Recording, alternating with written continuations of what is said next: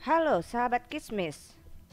Berikut ini akan mengulas soal pesugihan atau ritual mencari kekayaan dengan bantuan makhluk gaib dan tirakat atau semacamnya yang masih dipercayai oleh sebagian masyarakat Jawa. Simak video ini tentang pesugihan yang paling terkenal di Indonesia, yang dipercaya mendatangkan kekayaan namun dengan balasan tumbal yang mengerikan, yakni nyawa anggota keluarga hingga orang lain yang sengaja jadi tumbal. Tentu kita sudah tidak asing dengan pesugihan yang disebut proses cepat kaya dengan bantuan makhluk gaib. Percaya atau tidak, berikut ini adalah pesugihan yang sempat terkenal di Indonesia. Nah, sebelum kita melanjutkan video ini, jangan lupa untuk klik tombol like, subscribe, dan aktifkan tombol lonceng notifikasinya agar kalian tidak ketinggalan cerita misteri dari channel Kismis.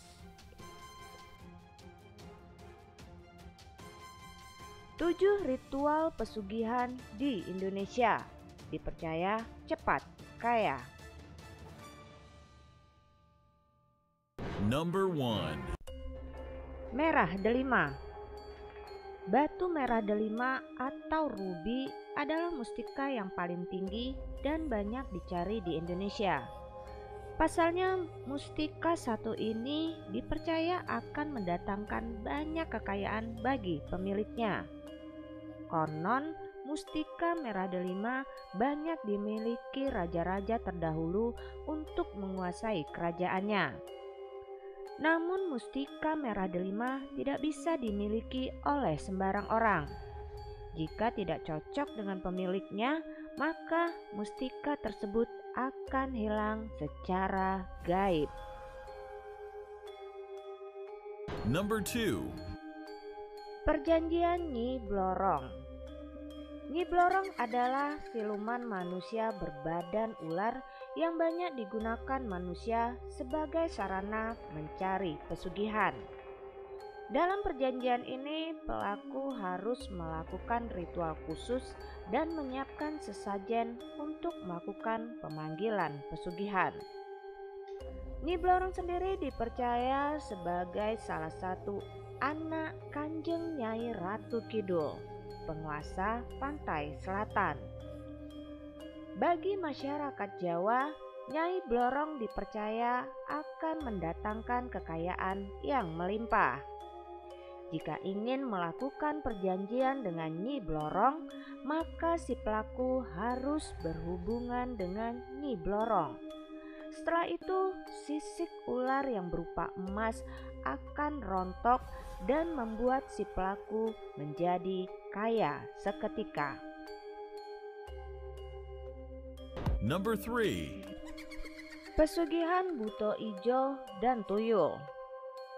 Pesugihan buto ijo ini merupakan pesugihan dengan memelihara makhluk halus bernama buto ijo.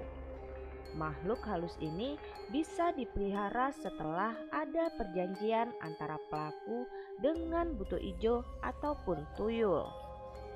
Biasanya akan meminta tumbal nyawa setiap tahunnya. Perjanjian nyawa ini bisa dari anggota keluarga atau orang lain di sekitarnya.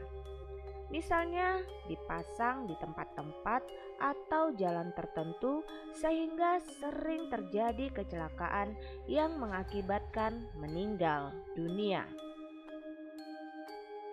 Number 4. Gunung Kemukus. Gunung Kemukus di Kabupaten Sragen, Jawa Tengah, yang saat ini berada di kawasan Waduk Kedungombo, juga dipercaya sebagai tempat mencari pesugihan. Salah satu ritual yang harus dijalankan adalah dengan melakukan hubungan badan antar sesama peziarah. Number 5. Bank gaib. Bank gaib adalah sejenis pesugihan yang berasal dari bank atau penyimpanan harta makhluk gaib.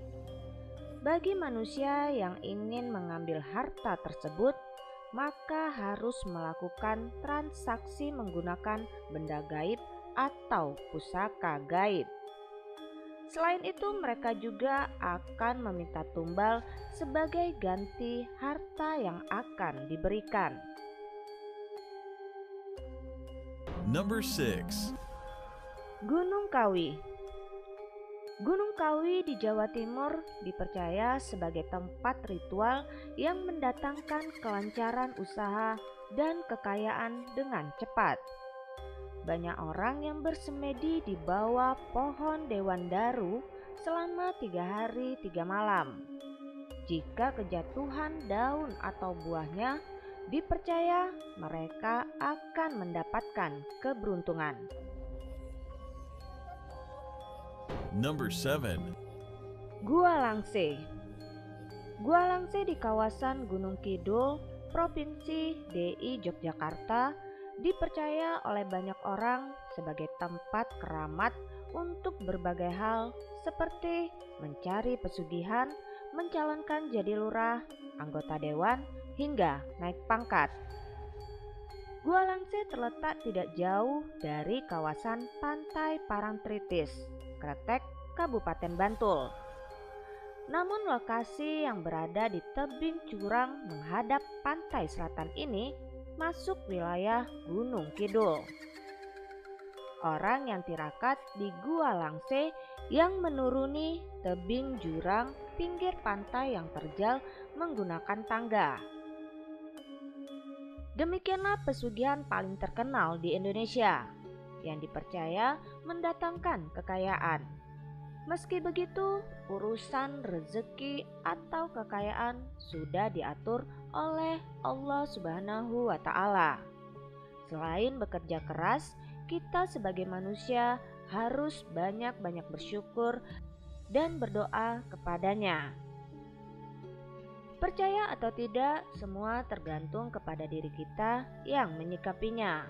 Namun ingat, selagi kita tidak mengganggu dan hidup berdampingan dengan mereka, maka mereka tidak akan pernah mengusik kita. Dari kisah-kisah yang terjadi ini hanyalah satu dari sekian banyak peristiwa yang terjadi di sekitar kita. Banyak hal yang tidak kita pahami secara logika di dunia ini, namun bukan berarti mereka tidak ada. Jika kamu memiliki pengalaman dan kisah-kisah mistis lainnya, tuliskan pengalaman dan komentar kamu di kolom komentar. Salam Kismis.